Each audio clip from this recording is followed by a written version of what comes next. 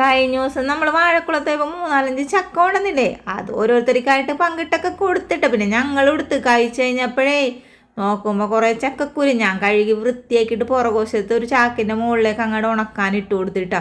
ഉണങ്ങി നന്നിട്ട് ചുക്കടിച്ച് വന്നപ്പോൾ ഞാൻ എന്ത് ചെയ്യുന്നറിയാൻ പറ്റില്ല, തൊലി അങ്ങോട്ട് ഒലിച്ച് അവിടെ പാകത്തെടുത്ത് വെച്ച്. അപ്പോൾ കുറച്ചൊക്കെ ഉള്ളപ്പോൾ ഞാൻ കടയിൽ കൊണ്ടുപോകും, വെള്ളരിക്കൊക്കെ ഇട്ട് കൂട്ടുകറി വെക്കുമ്പോൾ അതിൻ്റെ കൂട്ടത്തിലിടും.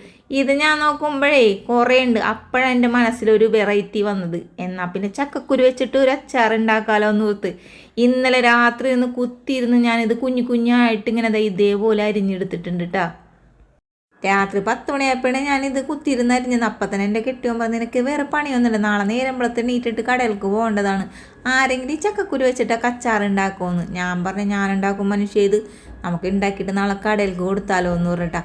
അപ്പം ഞാൻ ഇന്ന് കടയിലൊന്നും കൊടുത്തില്ല, ഇന്ന് വൈകുന്നേരം ഉണ്ടാക്കിയിട്ട് നാളെ കൊടുക്കാമല്ലോ എന്ന് ഓർത്ത് അങ്ങനെ ഞാൻ എൻ്റെ ഉരുളിയിലേക്ക് കുറച്ച് വെളിച്ചെണ്ണ ഒഴിച്ച് എന്നിട്ട് നമ്മുടെ ചക്കക്കുരു കുട്ടന്മാരെയൊക്കെ അങ്ങ് ഇട്ട് കൊടുത്ത് കുറച്ച് ഉപ്പും കൂടി അങ്ങ് ഇട്ട് കൊടുത്തതിന് ശേഷം എല്ലാം കൂടി ഇളക്കി കൂട്ടി. അപ്പം അതവിടെ കിടന്ന് ഒന്നും മുരിഞ്ഞു വരട്ടെ. അതിൻ്റെ ഇടയിൽ ഞാൻ കുറച്ച് മസാല തയ്യാറാക്കാൻ വേണ്ടി എരിവിനാശം മുളക് പൊടി, പിന്നെ മഞ്ഞപ്പൊടി ഉണ്ട്. ഇത് കാണുമ്പോൾ മല്ലിപ്പൊടി പോലെയൊക്കെ തോന്നി, കാരണം ഫോണിൻ്റെ കുഴപ്പമാണേ. പിന്നെ കളറിന് വേണ്ടിയിട്ട് കാശ്മീരി മുളക് പൊടി, ഇച്ചിരിക്കോളം കായപ്പൊടി ഇട്ട് കൊടുത്തിട്ടുണ്ട്. പിന്നെ ഇച്ചിരിക്കോളം നമ്മുടെ എന്താണ് വിനാഗിരിയും കൂടി ഒഴിച്ച് കൊടുത്തിട്ട് എല്ലാം കൂടി അങ്ങോട്ട് മിക്സ് ചെയ്തിട്ട് അവിടെ മാറ്റി വെക്കുന്നുണ്ട്. വിനാഗിരി ഇത് മാത്രം പോരട്ടെ, കുറച്ചും കൂടി വേണം, അത് പുറകെ നമുക്ക് പറയാം.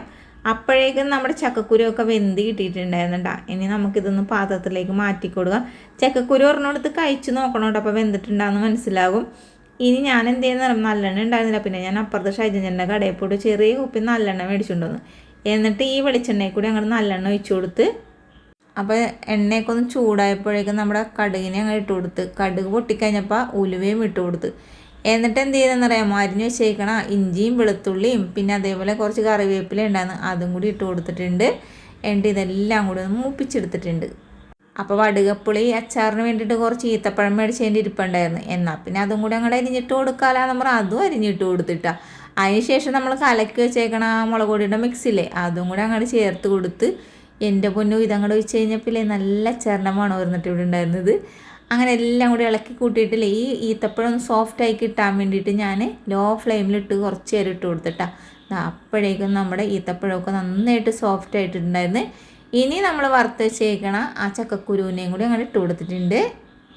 നമ്മൾ ആദ്യം കുറച്ച് വിനാഗിരിയെല്ലാം ഒഴിച്ചിട്ടുള്ളൂ, അപ്പോൾ അതൊന്നും തികയൊന്നുമില്ല കേട്ടോ. അപ്പോൾ അതുകൊണ്ടിട്ട് തന്നെ കുറച്ചും കൂടി വിനാഗിരി ഒഴിച്ചു കൊടുത്തു. ഞാനപ്പോൾ ഏതൊരു അച്ചാറിനും ഇച്ചിരിക്കോളം പഞ്ചസാര ഇടാറുണ്ട്, ടേസ്റ്റ് ബാലൻസ് ചെയ്യാനായിട്ടാണ് അങ്ങനെ ചെയ്യണത്. ചില ആൾക്കാരൊന്നും ഇടുന്നില്ല, ഞാൻ ഇടും കേട്ടോ, എനിക്ക് പഞ്ചസാര ഇട്ടാലേ തൃപ്തിയാകുള്ളൂ.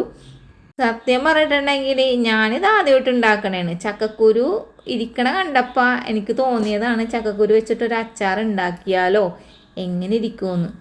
അപ്പോൾ ആദ്യമായിട്ട് ഉണ്ടാക്കിയതാണെങ്കിലും എന്തൊരു ടേസ്റ്റായിരുന്നെന്ന് അറിയാമോ. അപ്പോൾ ഇത് ഞാനിപ്പോൾ പാത്രത്തിൽ കോരി വെച്ചിട്ടാണ് കടയിൽ നിന്ന് പോകുന്നത്. ഇനി നാളെ ഊണിന് വേണ്ടിയിട്ട് ഞാനിത് കൊടുക്കും. വീഡിയോ ഇഷ്ടപ്പെട്ടാൽ സപ്പോർട്ട് ചെയ്യാൻ മറക്കരുത്. വെറൈറ്റി റെസിപ്പികൾ കാണണമെന്നുണ്ടെങ്കിൽ, നമ്മുടെ കടയിലെ വിഭവങ്ങൾ കാണണമെന്നുണ്ടെങ്കിൽ നമ്മുടെ ചാനലൊന്ന് ഫോളോ ചെയ്യാൻ മറക്കരുത്. അപ്പോൾ വീഡിയോ ഇത്ര നേരം കണ്ടതിന് താങ്ക് യു.